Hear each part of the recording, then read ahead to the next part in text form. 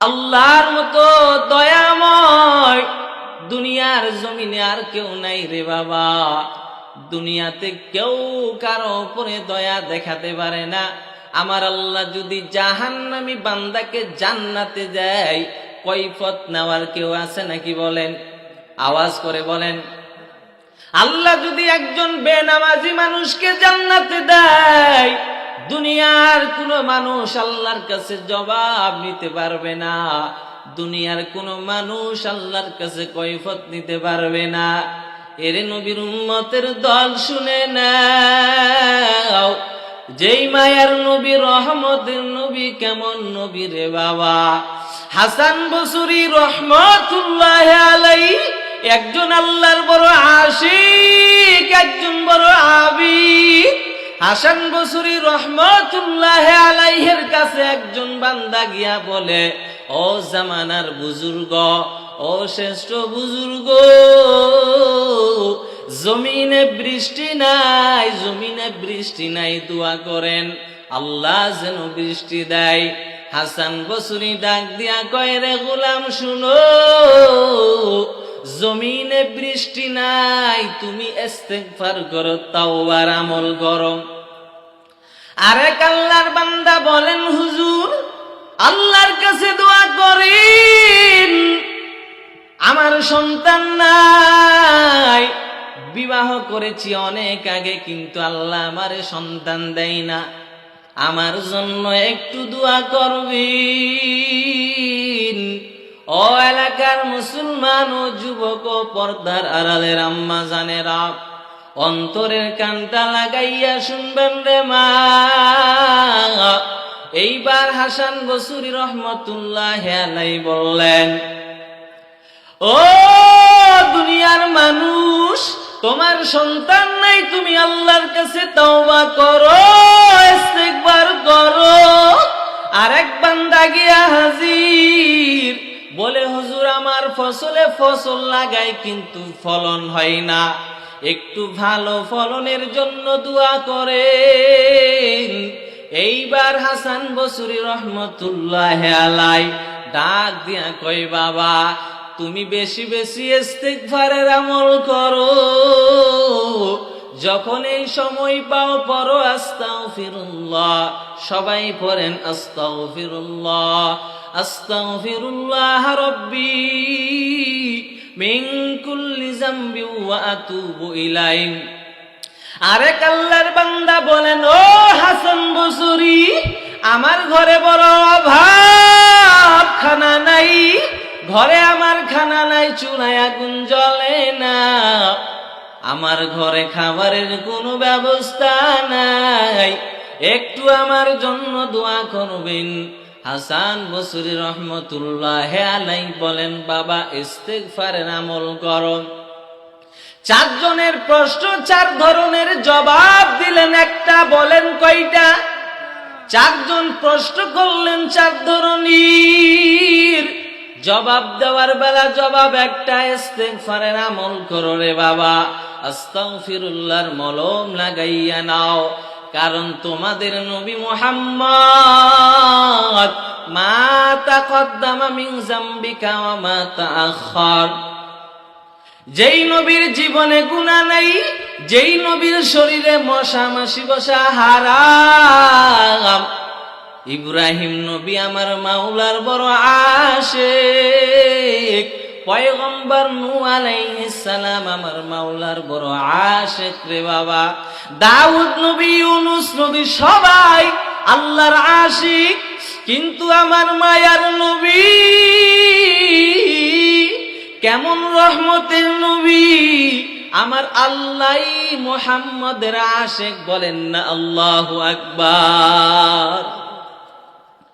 এর নবীর উম্মতের দল, প্রশ্ন চার ধরনের, চার রকম জবাব আসা দরকার। জবাব দিলেন আস্তাগফিরুল্লাহর আমল করো। এবার সঙ্গীরা ডাক দিয়া কয়, হাসান বসরি রে, প্রশ্ন হলো চার ধরনের, জবাব একটা, কারণ কি জানায়া দাও। হাসান বসরি রহমতুল্লাহ আলাইহি কুরআনের 114 সূরা, একটি সূরার নাম আছে সূরা নূহ, নবীর নামে একটি সূরা।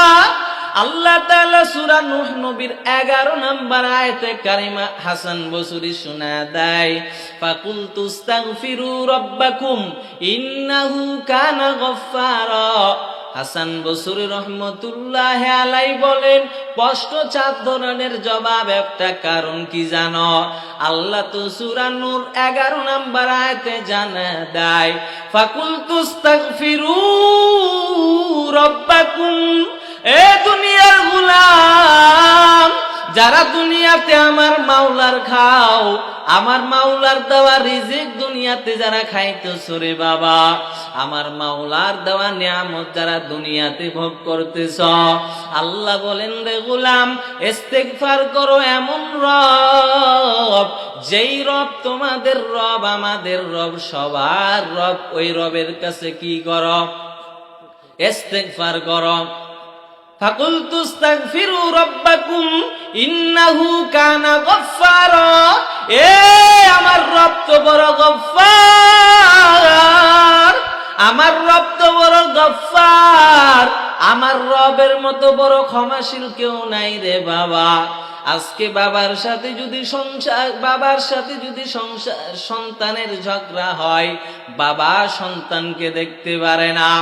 এরে নবীর উম্মতের দল, যেই মা বাবার সাথে সন্তান অন্যায় করলে সন্তান ঝগড়া করিয়া ঢাকায় চলে যায়, বিভিন্ন গার্মেন্টসে গিয়া চাকরি করে। রাগের কারণে একটা বার মা বাবার খবর নেই না। কথা বলেন ঠিক কিনা? আল্লাহ বলে, রে গোলাম, আমার দেওয়া পানি খাইতেছো, আমার দেওয়া নিয়ামত খাইতেছো, তারপরও আমার নাফরমানি করো। মসজিদে 5 বার দৈনিক আজান দেয়, নামাজে আসো না রে বাবা। আল্লাহ যে বারবার ডাকে, এ বান্দা আসো, নামাজটা আদায় করো রে বাবা। রাতের বেলা দুনিয়ার মানুষ ঘুমাইয়া যাই, আমার আল্লাহ ইয়ানজিলু রাব্বুনা তাবারাকা ওয়া তাআলা কুল্লা লাইলাতিন ইলাস সামাঈদ দুনিয়া হিনা ইয়াবকা সুলুসিল লাইল। আমার আল্লাহ যখন গভীর রাত, দুনিয়ার সব মানুষ যখন ঘুমায় যায় রে বাবা, এমন সময় আমার আল্লাহ প্রথম আসমানে হাজির। বলেন আল্লাহু আকবার। আমার আল্লাহ প্রথম আসমানে হাজির। ফায়াকুলু মান ইয়াদউনি ফাস্তাজিব লাহু। আমার আল্লাহ, ও গোলাম, কে তোমরা? আমি আল্লাহকে ডাকবা, আমি আল্লাহকে ডাকো, আমি আল্লাহ তোমাদের ডাকে সাড়া দিব। কারা গুনাহ করেছো, গুনার কারণে অন্তরটা নাপাক করে ফেলেছো, আমি আল্লাহর কাছে চাও, আমি আল্লাহ গুনাহ মাফ করে দিব। ওয়া মাইয়াসআলুনি ফাউতিয়াহু। ও বাবা, কে আমার কাছে কিছু চাইবে? কাদের সংসারে বড় অভাব, কাদের ঘরে অভাব, আমি আল্লাহর কাছে চাও, আমি আল্লাহ দিয়া দিব। বান্দা শুধু তাই নয়, আমার আল্লাহ বলেন, ওয়া মাইয়াস্তাগফিরুনি ফাআগফিরা লাহু। কোন গুনাহগার বান্দা আছো, গুনাহ করেছো, আমি আল্লাহর কাছে চাও, তাহাজ্জুদের নামাজের মুসল্লায় আমি আল্লাহর কাছে যাও, আমি আল্লাহ তোর জীবনের গুনাহ মাফ করে দিব। এরে বাবা, সন্তান বাবার সাথে ঝগড়া করলে বাবার সন্তান কথা কই না, আর আমার আল্লাহর দেওয়া এত নিয়ামত তুই পাইছু, আল্লাহ তোরে এত নিয়ামত দিয়েছে রে গোলাম, দুনিয়ার কাউকে আমার আল্লাহ এই নিয়ামত দেই নাই। এই যে বান্দা শ্বাস প্রশ্বাস আমার আল্লাহ দিয়েছেন, দুনিয়ার আইসিইউতে যখন তুমি যাইবারে বাবা, আইসিইউতে 1 ঘন্টা থাকলে তোমার 50,000 টাকা বিল আসে রে বাবা। কিন্তু আমার আল্লাহ কেমন দয়ার আল্লাহ, আমার আল্লাহ 24টা ঘন্টা তোমার শ্বাস নেওয়াইতেছেন।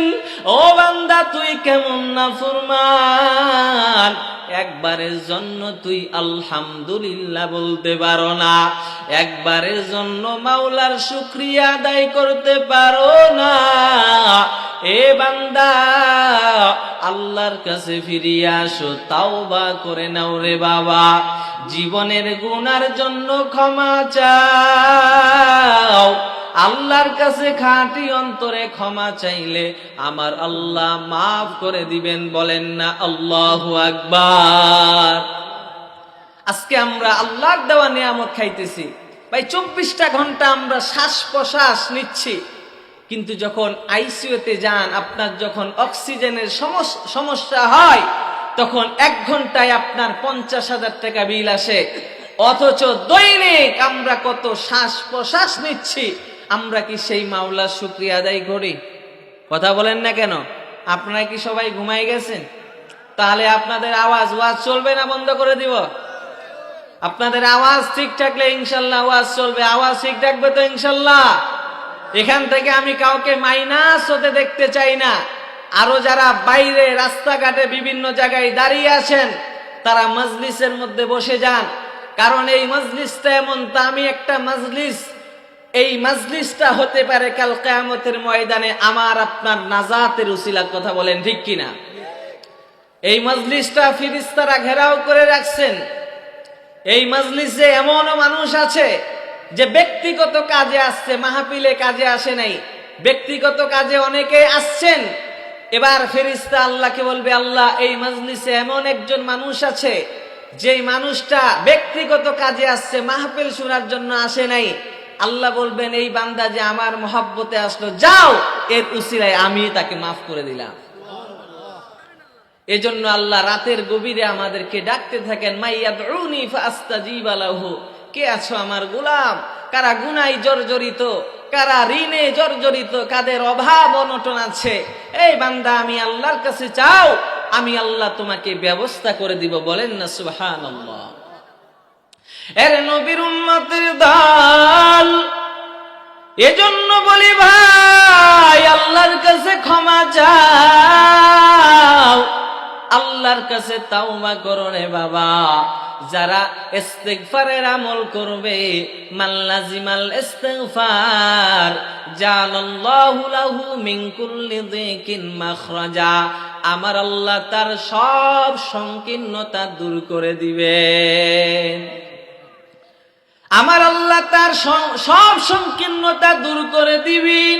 ওয়া রাযাকাহু মিন হাইসু লা ইয়াহতাসিব। এমন জায়গা থেকে আমার আল্লাহ রিজিক দিবেন বান্দা কল্পনাও করতে পারবে না। এর বান্দা তাকাইয়া দেখ, পয়গম্বর ঈসা আলাইহিস সালামের আম্মা জানেন নাম মারিয়াম আলাইহিস সালাম। কি নাম? মারিয়াম আলাইহিস সালাম। জাকারিয়া আলাইহিস সালাম যখন মারিয়াম আলাইহিস সালামকে ঘরের দরজা জানালা লাগাইয়া দিলেন, আমার আল্লাহ বেমৌসুমি ফল খাওয়াইছেন। কারণ আমার আল্লাহ তো বান্দার রিজিকের জিম্মাদার। বান্দার জন্মের আগে আমার আল্লাহ বান্দার রিজিকের ব্যবস্থা করে দিয়েছে। বান্দার জন্মের আগেই রিজিকের ব্যবস্থা করে দিয়েছেন। কে বলে? আল্লাহ তাআলা। যে বান্দা, দুনিয়াতে তোমার যতটুকু রিজিক আছে, আমি আল্লাহ ততটুকু রিজিক তোমাকে ভক্ষণ করাইয়া এরপরে দুনিয়ার থেকে তোমাকে বিদায় দিব। তাহলে আমাদের রিজিক যতটুকু আছে, আমরা এর চাইতে বেশি খাইতে পারবো? আবার এর চাইতে কম পারবো? মানুষের মৃত্যু যেই সময় যেই টাইমে লেখা আছে সেই সময় হবে নাকি আগে পরে? বলেন, আগে পরে হবে? আগে পরে হবে না। এজন্য আমাদেরকে ইস্তিগফারের আমল করতে হবে, তাওবার আমল করতে হবে। এবার আসেন ইস্তিগফার সম্পর্কে আমি আপনাদেরকে একটি হাদিস বলি, যে হাদিসটা সহিহ মুসলিম শরীফে উল্লেখ আছে। আল্লাহর নবী সাল্লাল্লাহু আলাইহি ওয়াসাল্লাম তার সাহাবী আবু সাঈদ আল খুদরি এই হাদিসটা বর্ণনা করেছেন। সাহাবীর নাম কি বলেন? সবাই বলেন। আবু সাঈদ আল খুদরি রাদিয়াল্লাহু তাআলা আনহু এই হাদিসটা বর্ণনা করেছেন। তিনি বলেন, وعن أبي سعيد الخدري رضي الله تعالى عنه أن رسول الله صلى الله عليه وسلم قال إن إبليس قال لربه بعزتي وجلالي لا أبره বানি আদম মা দামাতিল আরওয়াহু ফীহিম। ইবলিস শয়তান রে চিনেননি আপনারা? ইবলিস শয়তান কেমন বুজুর্গ ছিল। আল্লাহর জমিনে এমন কোন জায়গা নাই যেই জায়গায় ইবলিস শয়তান সিজদা দেয় নাই। মাত্র আল্লাহর একটা হুকুম পালন না করার কারণে ইবলিস শয়তানে পরিণত হয়েছে। ইবলিস শয়তান এবার আল্লাহকে বলেন, বিইজ্জাতি ওয়া জালালি লা আবরাহু উকবি বানি আদম মা দামাতিল আরওয়াহু ফীহিম। ইবলিস শয়তান এবার আল্লাহকে বলেন, আল্লাহ, বনি আদমের গায়ে যতক্ষণ পর্যন্ত রূহ থাকবে, বনি আদম যতদিন পর্যন্ত বেঁচে থাকবে, বনি আদমকে আমি ধোঁকা দিয়া দিয়া জাহান্নামে নিয়ে যাব। বলেন না নাউযুবিল্লাহ। নামাজের সময় হবে, বনি আদমকে মসজিদে যেতে দিব না। বনি আদমকে বিভিন্ন বাধাগ্রস্ত দিয়া, বিভিন্ন অজুহাত দিয়া নামাজ থেকে দূরে সরাইয়া দিব। ইবলিস যখন আমার আল্লাহকে এমন কথা কয়, তখন আমার আল্লাহ বলেন, ফাকালা লাহুল্লাহ ফাবিইজ্জাতি ওয়া জালালি লা আবরাহু আগফিরু লাহুম মাস্তাগফারুনি। এরে নবীর উম্মতের দল, এবার আমার আল্লাহ ইবলিসকে ডাক দিয়া কয়, রে ইবলিস, শুনে নাও, শুনে নাও, তুমি আমার বান্দাকে ধোঁকা দিয়া জাহান্নামে নিয়ে যাওয়া কথা সত্য, তবে বান্দা শুনে নাও, আমার বান্দা বারবার গুনাহ করে করে আমি আল্লাহর কাছে তওবা করে যদি ক্ষমা চাই, আমি আল্লাহর কাছে যদি তওবা করে মাফ চাই, আল্লাহ জীবনে যা করেছি করেছি, আর জীবনে গুনাহ করব না রে মালিক, আর অন্যায় করব না, আর গুনাহ করব না, মাফ করে দাও। আমার আল্লাহ বলে, রে বান্দা, আমার আল্লাহ মাফ চাইতে দেরি, চোখের কোনায় পানি আসতে দেরি, আমি আল্লাহ মাফ করতে দেরি করব না। এজন্য তো বলি ভাই, শুনে নাও, বনি ইসরায়েলের একজন বড় আবিদ, বনি ইসরায়েলের একজন বড় সন্ত্রাসী মানুষ, তার দৈনন্দিন কাজ হলো গুনার কাজ করা রে বাবা। অন্যায় করতে করতে, গুনাহ করতে করতে এত বড় জালেম হয়ে গেছে রে বাবা, এক পর্যায়ে মানুষ হত্যা শুরু করে দিল। মানুষ হত্যা করতে করতে করতে এক পর্যন্ত 99 জন মানুষ হত্যা করলেন। কয়জন? 99 জন মানুষ হত্যাকারী একজন না, বনি ইসরায়েলের মানুষ 99 জন মানুষ হত্যা করার পর, ও আমার কলিজার যুবক বৃদ্ধ বাবাজি, ও পর্দার আড়ালের আম্মা জানেরা, শুনে নেন, অন্তরের কানটা লাগাইয়া শুনেন রে মা। এমন হতে পারে এই মাহফিলটা আমার শেষ মাহফিল, বাড়িতে গিয়ে রাতে যখন ঘুমাই, সকালবেলা রুহটা আমার শরীরে আসবে কিনা জানা নাই রে বাবা। গত কয়েকদিন আগে পীরগঞ্জের একটা ঘটনা বলি, এরে বাবা, একটা সন্তানের মা, বয়স বেশি হয় নাই রে বাবা, 22 থেকে 25 বছর বয়স, আল্লাহর বান্দির জ্বর হয়ে গেল, জ্বরে আক্রান্ত হয়ে গেল, জ্বর থেকে জন্ডিস হয়ে গেল রে বাবা। আল্লাহর বান্দিকে উন্নত চিকিৎসা করার জন্য দিনাজপুরের দিকে নিয়ে যাওয়া হয়। রাতের বেলা মেডিকেলে কোনো ডাক্তার নাই, সকালবেলা ট্রিটমেন্ট হবে, এমন অবস্থায় যখন রোগীটারে রে, এমত অবস্থায় আল্লাহর বান্দি দুনিয়ার জমিন থেকে চির বিদায় নিল রে বাবা। দুধের শিশুটা দুনিয়ায় রেখে চলে গেল, দুধের শিশুটা দুনিয়াতে রেখে দুনিয়ার থেকে বিদায় নিল রে বাবা। ওই আল্লাহর বান্দি কল্পনাও করতে পারে নাই আজকে আমার চির বিদায়।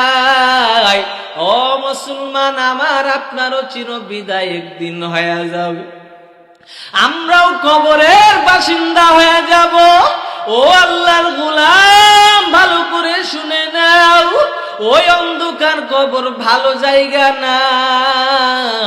ওই অন্ধকার কবর ভালো জায়গা না। যদি 2 দিনের জন্য ঢাকায় সফরে যায়, একটা ভালো করে আমরা ব্যাগ গুছাইয়া নেই, লুঙ্গি কাপড় চোপড় সবকিছু নেই কিনা বলেন? কারণ ঢাকাতে 2 দিন 4 দিন থাকবো, কাপড়ের প্রয়োজন হবে। ওরে বান্দা, কবরে যে যাইবা, কবরের কি সামান আনিলা রে বাবা? অন্ধকার কবরে যে তুমি যাইবা, অন্ধকার কবরে তুমি যে আমলটা করছ, ওই আমলটা নিয়ে কি কবরে যাইতে পারবা? ওই আমলটা নিয়ে কি তোমার নাজাতের উসিলা হবে কিনা বড় টেনশন। এজন্য নবী বলেন, আল কবরু রাউযাতুম মিন রিয়াজিল জান্নাহ আও হুফরাতুম মিন হুফারিন নার। কবর কারো জন্য জান্নাতের বাগান হয়ে যাবে, আর কারো জন্য জাহান্নামের গর্তে পরিণত হয়ে যাবে রে বাবা। ঈমান আর আমল নিয়ে যদি কবরে যাও, ওই কবর আপনার আমার জন্য জান্নাতের বাগান হয়ে যাবে। আর যদি বেঈমান হইয়া কবরে যায়, ওই গুনাহ নিয়ে যদি কবরে যান, কবর ভালো জায়গা হবে না। 2 পার্শ্ব থেকে এমন জোরে চাপ মারবে, পাজরের হাড়গুলো ভেঙ্গে চুরমার হয়ে যাবে। এ বান্দা, তুমি দুনিয়ার সামান্য গরম সহ্য করতে পারো না, দুনিয়ার সামান্য রৌদ্রের তাপ সইতে পারো না, সূর্যের তাপ তুমি সইতে পারো না রে বাবা। তোমার মতো বান্দা এত নরম, এত নরম চামড়াওয়ালা মানুষ তুমি একটা চিমটি সহ্য করতে পারো না। দুনিয়াতে সাপ বিচ্ছু দেখলে বড় ভয় পাও, ওই অন্ধকার কবরে যদি গুনাহ নিয়ে যাও রে বাবা, অন্ধকার কবরে 70টা থেকে 99টা সাপ আযাব দেওয়ার জন্য আসবে। ও বান্দা, কেমন করে সহ্য করবা? এরে আল্লাহর গোলাম, ভালো করে শুনে নাও। ও আমার কলিজার যুবক, রাতের বেলা যে ঘুমাও, কানের মধ্যে হেডফোনটা লাগাইয়া যে গান শুনতেছো রে বাবা, ওই রাতেই যদি তোমার মরণ হয়ে যায়, আল্লাহর কাছে কি জবাব দিবি একটু চিন্তা করো রে বাবা। এই নরম চামড়া তো সূর্যের তাপ সইতে পারে না। ও বাবা, বৈজ্ঞানিকরা বলে এই সূর্য নাকি 9 কোটি 13 লক্ষ মাইলের চাইতে উপরে। কিন্তু কিয়ামতের ময়দানটা এমন কঠিন, এই সূর্য মাথার উপরে নেমে আসবে রে বাবা। গুনাহগার আর বেঈমানদের মাথার মগজগুলো টাস টাস করে ফেটে যাবে। বেঈমান আর গুনাহগারের মাথার মগজটা ভাতের মারের মতো টকবক করে ফুটতে থাকবে। ওরে বাবা, ওই জাহান্নামের আযাব সইতে পারবি না। অতএব 5 ওয়াক্ত নামাজ পড়িয়া দুনিয়ার থেকে বিদায় নিবারে বাবা, কারণ মরণের কোনো গ্যারান্টি নাই। কখনো বাবার আগে সন্তানের বিদায় হয়ে যায়, কথা বলেন ঠিক কিনা? অনেক সময় দেখবেন বাবার আগে সন্তানের বিদায়। এখনো দাদা দুনিয়ার জমিনে আছে, কিন্তু পতা নাই নাতি দুনিয়ার জমিনে নাই, বিদায় নিয়ে গেল রে বাবা। ওই বনি ইসরায়েলের আবেদ 99 জন হত্যা করার পর, মনে আছে ঘটনা? আপনাদের ঘটনা মনে আসেনি? ওই বনি ইসরায়েলের যেই বান্দা গুনাহ করতে করতে কয়জন হত্যা করছে বলেন? আরো আওয়াজ করে বলেন। 99 জন মানুষ হত্যা করার পরে তার মনে একটা চিন্তা আসলো, আহারে, এটা তো জীবন নয়, আমাকে তো কবরে যেতে হবে, অন্ধকার কবরে তো আমাকে যেতে হবে, আমি কি করব, কি চিন্তা করব? আল্লাহর বান্দা এবার চিন্তা করেন, আমি তো ওই কবরে যাব, ওই কবরে যে যাব কি নিয়ে আমি যাব? এই অবস্থায় যদি মারা যায় আমি তো জাহান্নামী হয়ে যাব। আর এই অবস্থায় যদি আমি মারা যাই, মানুষ আমার সন্তানদেরকে বলবে যে মানুষ হত্যাকারীর ব্যক্তি আমার সন্তানেরা আমার পরিচয় দিতে পারবে না, কথা বলেন ঠিক কিনা? 99 জন হত্যা করার পর আল্লাহর বান্দা তাওবা করার জন্য একজন খ্রিস্টান পাদ্রীর কাছে গিয়া বলেন, হযরত 99 জন মানুষ আমি হত্যা করেছি, আমার কি ক্ষমা পাওয়ার কোনো আশা আছে নাকি বলেন? আমি কি কোনো মাপ পাবো কিনা বলেন? আল্লাহর বান্দা বলেন, এ যুবক, 99 জন হত্যা করেছো, তোমার মতো গুনাহগার আল্লাহর কাছে ক্ষমা পাবে না। এবার আল্লাহর বান্দা মনে মনে সিদ্ধান্ত নেই, আমি যদি আল্লাহর কাছে ক্ষমা না পাই, আমি যদি আল্লাহর আযাব থেকে বাঁচতে না পারি, তাহলে তোমার মতো খ্রিস্টান পাদ্রীরে দুনিয়াতে রাখার আমার কোনো প্রয়োজন নাই। এক পর্যায়ে বনি ইসরায়েলের সন্ত্রাসী মানুষটা ওই খ্রিস্টান পাদ্রীকে হত্যা করিয়া 100 ঘর পূর্ণ করলেন। কয়টা ঘর? 100 জন খুনের আসামি হইয়া। তারপরও আল্লাহর বান্দার মনে বড় আবেগ। আল্লাহর বান্দা বলেন, আমি ক্ষমা পাওয়ার জন্য এখনো রেডি হয়ে আছি, আমি এখনো ক্ষমা পাইতে চাই, কারণ আমি তো জানি আমার আল্লাহ রহমান, আমার আল্লাহ গফফার। আল্লাহর বান্দা এবার তালাশ করতে করতে একজন আল্লাহওয়ালার সন্ধান পেয়ে গেল। আল্লাহওয়ালার কাছে যদি যায়, আল্লাহওয়ালা বুজুর্গ মানুষ আমাকে ভালো একটা সুসংবাদ দিবেন। আল্লাহর বান্দা এবার চলে গেলেন একজন আল্লাহওয়ালা বড় আলেমের কাছে। ডাক দিয়া কয়, হযরত, জীবনটা গুনাহ করেছি, আমার জীবনে এমন কোনো গুনাহ নাই, করি নাই। 100 জন বান্দাকে হত্যা করে 100টা মায়ের বুক আমি খালি করেছি, আমার মতো গুনাহগারের ক্ষমা পাওয়ার কোনো আশা আছে নাকি বলেন? আল্লাহওয়ালা বুজুর্গ মানুষ তো কুরআন হাদিসের বড় আলিম। আল্লাহর বান্দা তো জানেন, কুল ইয়া ইবাদিয়াল্লাযীনা আসরাফু আলা আনফুসিহিম লা তাকনাতু মির রাহমাতিল্লাহ। আল্লাহর বান্দা ডাক দিয়া কয়, রে বনি ইসরাইলের হত্যাকারী খুনি, আল্লাহর রহমত থেকে নিরাশ হওয়ার কোনো কারণ নাই। বলেন না আল্লাহু আকবার। তুমি খাঁটি অন্তরে তওবা করো, মাফ করবে কে বলেন? আল্লাহর বান্দা এবার তাওবা পড়াইয়া আল্লাহওয়ালা বুজুর্গ মানুষ এবার বলেন, ভাই শোনো, তুমি অমুক এলাকায় যাও যেখানে নেককার মানুষরা বসবাস করে, তোমার এলাকাটা সারিয়া দাও, আল্লাহওয়ালা দিনদার মানুষদের এলাকার সান্নিধ্য গ্রহণ করো। আল্লাহর কি কুদরত! ও ডিপ্পারা এলাকার মুসলমান, ও আমার কলিজার যুবক, ও বিদ্যু বাবাজি, ও পর্দার আড়ালে আম্মা জানেরা গো, গভীর মনোযোগ দিয়া শুনেন রে মা। এবার আল্লাহর বান্দা তাওবা করার জন্য নেককারদের এলাকার দিকে রওনা হয়ে গেল। কিন্তু আমার আল্লাহর বড় কুদরত, পথের মধ্যে আল্লাহর বান্দার ইন্তেকাল হয়ে গেল, আল্লাহর বান্দা সন্ত্রাসের মৃত্যু হয়ে গেল। এবার আসমান থেকে আসমানের ফেরেশতারা, জান্নাতের ফেরেশতারা তাকে জান্নাতে নিয়ে যাওয়ার জন্য রেডি। বলেন না আল্লাহু আকবার। এরে আল্লাহর গোলাম, এবার জান্নাতি ফেরেশতারা দুনিয়ার জমিনে আসিয়া বান্দার রূহটা নিয়ে যাওয়ার জন্য রেডি হয়ে গেল। জাহান্নামী আল্লাহর গোলাম, জাহান্নামী ফেরেশতারাও রূহটা নেওয়ার জন্য চলে আসলো। এবার জান্নাতি জাহান্নামী দুই ধরনের ফেরেশতারা দাঁড়াইয়া আছেন।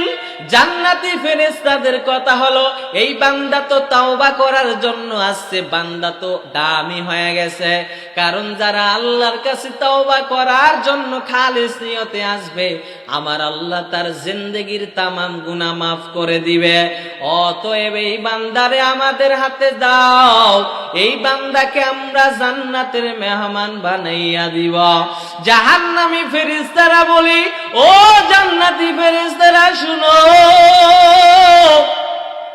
ভালো করে শুনে নাও, এই বান্দা তাওবা করার জন্য রাস্তায় আছে, এখনো আল্লাহওয়ালার কাছে যাইতে পারে নাই, এখনো বান্দা তাওবা করতে পারে নাই। 100 জন আসামি 100 জন মানুষকে খুন করছে, 100 জন মানুষের হত্যাকারী বান্দা, 100 জন মানুষকে হত্যা করেছি, এই বান্দা তো জাহান্নামী হয়ে যাবি, এজন্য আমরা জাহান্নামে নিয়ে যাব।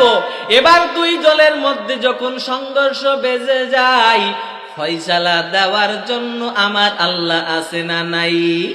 আওয়াজ করে বলেন, ফয়সালা দেওয়ার জন্য আল্লাহ আছে না নাই? জান্নাতি ফেরেশতাদের কথা হলো যে বান্দা তো তাওবা করার নিয়তে বাড়ি থেকে বের হয়েছে, কথা বলেন ঠিক কিনা? অতএব তাকে আমরা কোথায় নিয়ে যাব? জান্নাতে নিয়ে যাব। আর জাহান্নামী ফেরেশতাদের কথা হলো সে তাওবা করার জন্য বের হয়েছে, কিন্তু এখনো তো তাওবা করে নেই। কথা বুঝতে পারলেন? তাওবা করার জন্য বের হয়েছে, কিন্তু এখনো কি করে নেই? তাওবা করে নেই। আবার কয়জন মানুষ হত্যা করছে? 100 জন। তাহলে কোথায় নিয়ে যাব? জাহান্নামে নিয়ে যাব। এই পর্যায়ে যখন তারা উভয় দলের মধ্যে সংঘর্ষ, আমার আল্লাহ তাআলা জিবরাইল আমিনকে ফয়সালা দিয়ে পাঠাই দিলেন, বলেন না সুবহানাল্লাহ। এই সময় আমার আল্লাহ জিবরাইল আমিনকে পাঠায় দেয়। জিবরাইল আমিন ডাক দিয়া কয়, আল্লাহর বান্দার বাড়ি থেকে আল্লাহ ওয়ালার বাড়ি কত দূর মাপ দাও। কি বললেন? আল্লাহ ওয়ালার বাড়ি আর 100 জন হত্যাকারীর বাড়ি মাপ দাও। মুসলিম শরীফের মধ্যে হাদিসটা আসছে রে বাবা, মাপ দিয়ে দেখা গেল আল্লাহওয়ালার বাড়িটা অনেক দূরে, তার বাড়িটা কাছে। হিসাব অনুযায়ী জাহান্নামী হয়ে যাই, কিন্তু আমার আল্লাহ তো রহমান, আমার আল্লাহ তো গফফার, আমার আল্লাহ তো রহিম, আমার আল্লাহ রহমান। আমার আল্লাহ এবার কুদরতি হাত দিয়া আল্লাহওয়ালাদের রাস্তাটা আরো বড় করে দিয়া আল্লাহর বান্দাকে আল্লাহওয়ালার কাছে নিকটে বানায় দিলেন। এবার মাপ দিয়ে দেখা যায় আল্লাহওয়ালার বাড়ি কাছে। আমার আল্লাহর ফয়সালা, যেই বান্দা তাওবা করার নিয়ত করছেন, ওই বান্দা আল্লাহওয়ালার বাড়ির কাছে থাকার কারণে ওই বান্দাকে আমি আল্লাহ মাফ করে দিলাম। আল্লাহ তাআলা যখন জিবরাইল আমিনকে ফয়সালা দেওয়ার জন্য পাঠাইলেন, মাপ দিয়ে দেখলেন যে আল্লাহওয়ালার বাড়ি অনেক দূরে, তার বাড়িটা কাছে, মাত্র কিছুক্ষণ দূরে গেছে। তখন আল্লাহ তাআলা কি করলেন? আল্লাহ রব্বুল আলামিন দূরত্বটা কমিয়ে দিয়ে আল্লাহওয়ালার বাড়ির দূরত্বটা কাছে করে দিয়ে তাকে জান্নাত দান করলেন। সুবহানাল্লাহ। তাহলে আল্লাহর কাছে তওবা করলে, আল্লাহর কাছে ক্ষমা চাইলে আল্লাহ ক্ষমা করে কি করে না? বলেন। বেশি লম্বা সময় নিব না, সর্বোচ্চ 10 মিনিট আলোচনা করব, এরপরে কালেকশন করে ইনশাল্লাহ মুনাজাত দিয়ে দেব। শেষ পর্যন্ত থাকবেন তো ইনশাল্লাহ? কথা বলেন, থাকবেন তো ইনশাল্লাহ? এবার আসেন, 2 কারণে নারীরা জাহান্নামী হয়। বলেন কয় কারণে? জোরে আওয়াজ দেন। কয় কারণে? নারীদের জাহান্নাম থেকে মুক্তি পাওয়ার অন্যতম 2 কারণ। কয় কারণ? নারীরা যদি জাহান্নাম থেকে বাঁচতে চায় তাহলে তাদেরকে 2টা কাজ করতে হবে। কয়টা কাজ বলেন? 1 নাম্বার কাজ হলো বেশি বেশি দান করা। কি করা? বেশি বেশি দান করা। 2 নাম্বার বেশি বেশি ইস্তেগফার করা। হাদিসটা আমি বলতেছি। তাহলে বেশি বেশি দান করার ফজিলতের কারণে মহিলারা কোথায় যাবে? বলেন, জান্নাতে যাবে। আল্লাহর নবীর জামানায় মহিলারা নিজের দুলগুলো খুলে মসজিদের জন্য দান করে দিতেন। সুবহানাল্লাহ বলবেন না? তাদের দুলগুলো, হাতের চুড়িগুলো খুলে মসজিদের জন্য দান করে দিতেন। আজকের এই মাহফিলটা কিসের উদ্দেশ্যে বলেন? মসজিদের উদ্দেশ্যে। আমাদের ঘর আজকে টাইলস লাগানো আছে, আমাদের ঘরের রংচঙের অভাব নাই, কিন্তু আল্লাহর ঘর মসজিদ এত দুর্বল অবস্থায় পড়ে আছে, আমাদের নিজের চোখে না দেখলে বিশ্বাস করা যায় না। কথা বলেন ঠিক কিনা? আল্লাহর ঘর মসজিদে যদি কোনো বান্দা টাইলস দান করে, যতদিন পর্যন্ত সেই টাইলসের উপরে মানুষ সেজদা দিবে, আপনার মরার পরও সেই জায়গায় আপনি সওয়াব পেতে থাকবেন। বলেন না সুবহানাল্লাহ? মহিলা প্যান্ডেলে কালেকশনে চলে যান। তাহলে আমরা দান করতে রাজি আছি কিনা বলেন? আমাদের মা বাবা দুনিয়ার জমিন থেকে বিদায় নিয়ে চলে গেছে, জানি না কোন অবস্থায় আছে আমাদের আব্বা আম্মা, জানি না কোন অবস্থায় আমাদের আব্বা আম্মা আছে। আমাদের আব্বা আম্মার রুহের মাগফিরাতের জন্য যে মা বাবা নিজের মাথার ঘাম পায়ে ফেলে আমাদের জন্য কষ্ট করে উপার্জন করেছেন, এই মা বাবার জন্য আমরা দান করতে পারি না? কথা বলেন না কেন? আমরা দান করব কি আমাকে দিবেন নাকি আল্লাহর ঘর মসজিদে? কথা বলেন। যারা আল্লাহর ঘর মসজিদ সুন্দর করবে, মান বানা মাসজিদান লিল্লাহ বানাল্লাহু লাহু বাইতান ফিল জান্নাহ, যারা দুনিয়াতে মসজিদ নির্মাণ করবে আল্লাহ পাক জান্নাতে তার জন্য ঘর বানাবেন। সুবহানাল্লাহ। এরে নবীর উম্মতের দল, এজন্য বলি আল্লাহর নবী বলেন ইয়া মাশারান নিসা তাসাদ্দাকনা, হে মহিলাদের জামাতেরা তোমরা বেশি বেশি দান করো। ওয়া আকসিনাল ইস্তিগফার, বেশি বেশি ক্ষমা চাও, আল্লাহর কাছে ক্ষমা চাও। ফাকালাত ইমরাতুন মিনহুন্না জাজলাতুন ওয়া মা লানা ইয়া রাসূলুল্লাহ, এবার একজন মহিলা বললেন ইয়া রাসূলুল্লাহ, মহিলারা বেশি জাহান্নামে যাওয়ার কারণ কি বলেন? এবার নবী ডাক দিয়া কয় তুকসিন্নাল লানা ওয়া তাকফুন্নাল আশিরা, মহিলারা জাহান্নামে যাওয়ার কারণ হলো দুইটা। বলেন কয়টা? মহিলারা বেশি বেশি জাহান্নামী হওয়ার কারণ কয়টা বলেন? আওয়াজ করে বলেন কয় কারণ? দুই কারণের এক নাম্বার কারণ হলো তুকসিন্নাল লানা, আম্মা জানেরা বেশি বেশি অভিশাপ দেয়, লানত দেয়।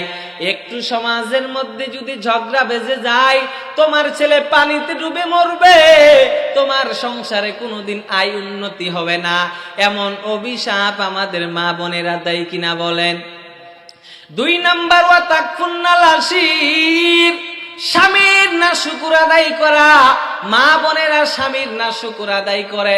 জীবনে আপনি স্ত্রীকে যতই আনন্দ দেন না কেন, স্ত্রীর প্রত্যেকটা মনের চাহিদা পূরণ করেন, একদিন যদি আপনি স্ত্রীর জন্য বাজার থেকে কিছু নিয়ে আসতে না পারেন, তাহলে স্ত্রী বলে তোমার সংসারে যতদিন ছিলাম কোনোদিন তোমার সংসারে সুখ পাইলাম না।